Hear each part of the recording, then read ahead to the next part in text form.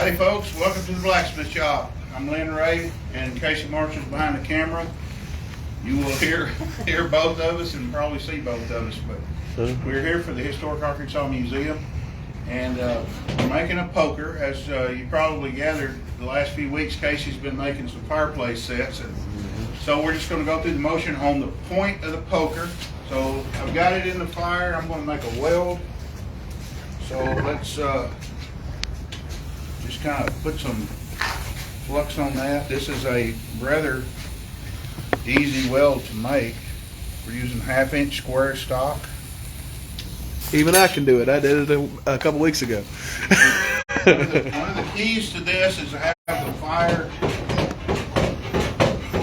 already in good shape, have it hot, and now we're bringing the heat up to a welding heat. So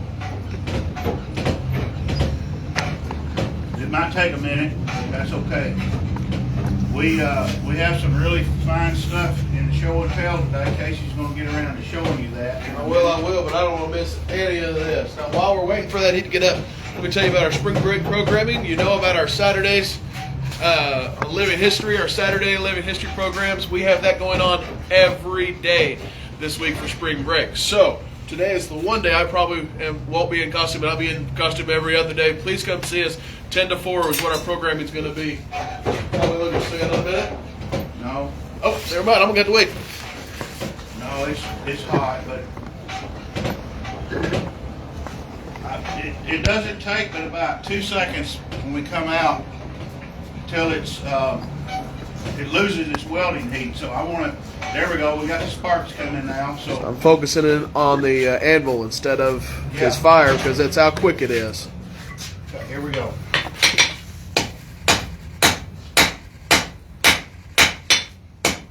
So what we're doing,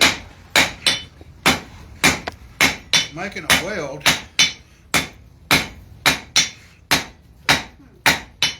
Putting a point. I'm gonna be out on the horn. It's loud.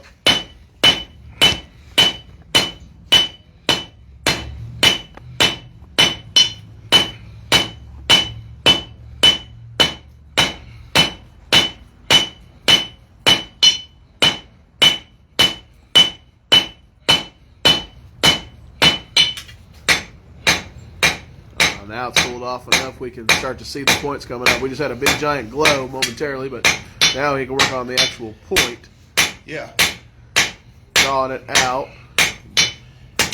It started off as one piece that he bent around and welded right there in the joint to make the point. And we'll shape this into a nice little curl. I got a little bit of work to do right here. So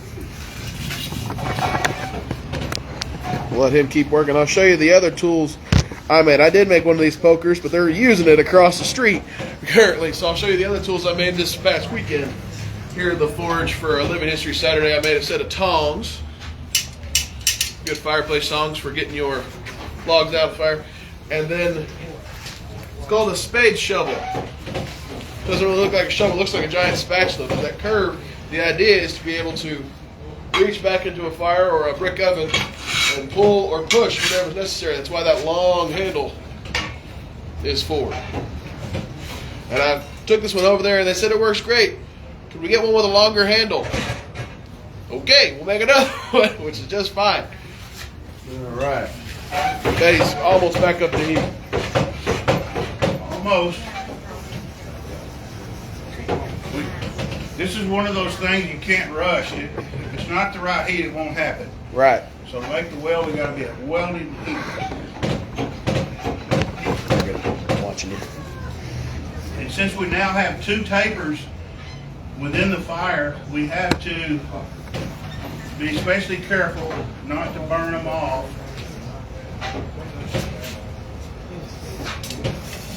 So I'm going to just loosen the coat just a little bit to get more air so the temperature will rise up quick. So this is more or less a finalizing of the weld and some of the shaping. It's not, the weld's done, so just a finalization of it. So I'm just kind of concentrating. So here we go.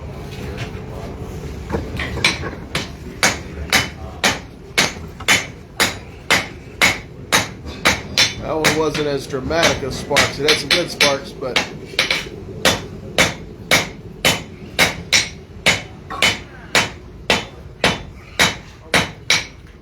something quick you might not have noticed you might have, but he needed to work on the other side. You didn't want to affect that tip that's hanging out back, pointing back at him. So he hung it off the anvil, just like that. Part of working any metal is knowing how to use your anvil correctly to get the angle. He's bringing it out on this end to put on that point, but to work back there, he had to pull it back. The horn for drawing out. So we're going to try to get it straight as possible. It's pretty good. Get this part straight, and we're going to make a nice little curl. Let's see if we can do that on camera. Okay, we're doing great on time. Okay, I'm looking for here. These are a pair of tongs. Don't see my pro tongs. Should be right there. I use them a lot. It's okay. This will work. If I get this started out. Yeah, there. Okay. Yeah.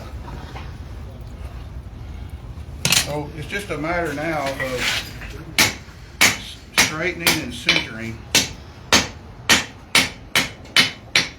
things up.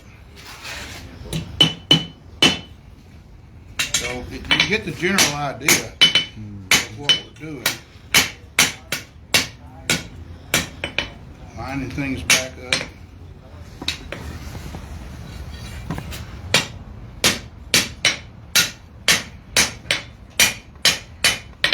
So this point and this point are kind of one can be for pushing and one can be for pulling.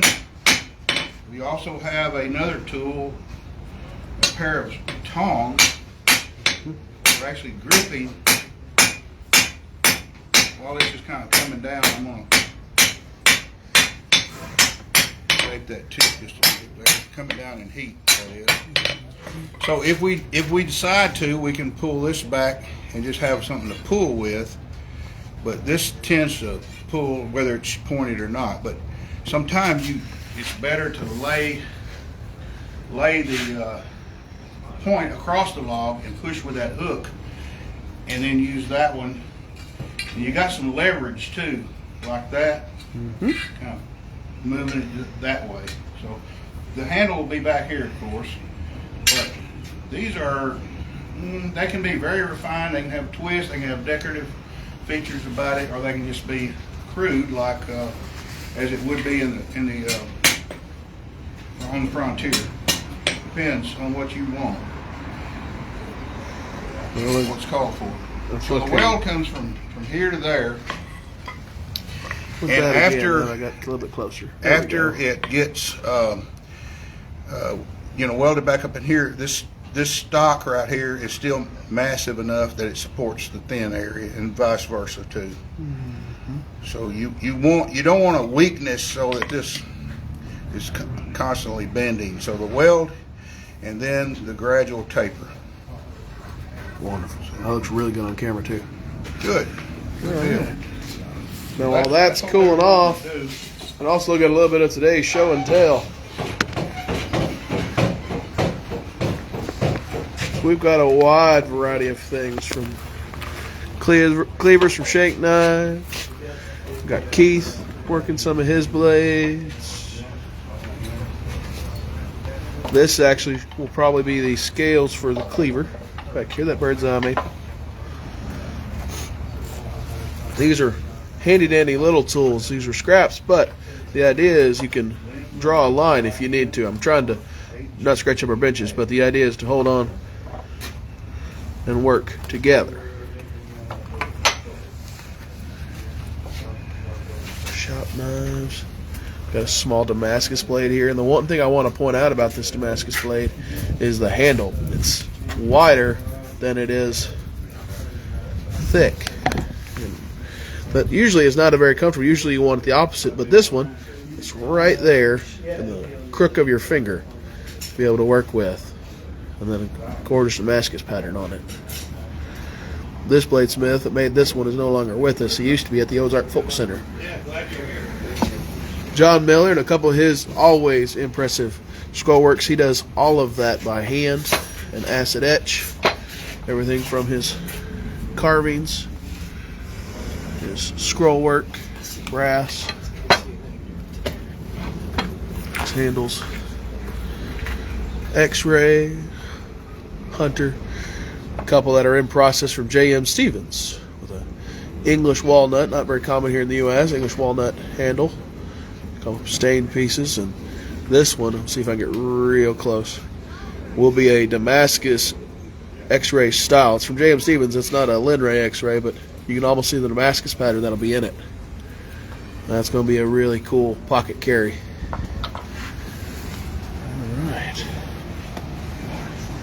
All right, I'm going to turn back over to Lynn for a sign-off, and don't forget spring break all week. Thanks, Casey. We are going to continue on with this little process, but we want to take a breather, give you a chance to see show and tell. Appreciate all the guys bringing stuff, because, hey, that's what makes our show and tell kind of special. We've got some great craftsmen in our group. We've got some historians and archaeologists, and it just completes the whole conversation. So thank y'all for being with us and checking out what we were doing today. For Casey Marshall and the rest of the group, I'm Lynn Ray from the Historic Arkansas Museum. Thanks for joining us.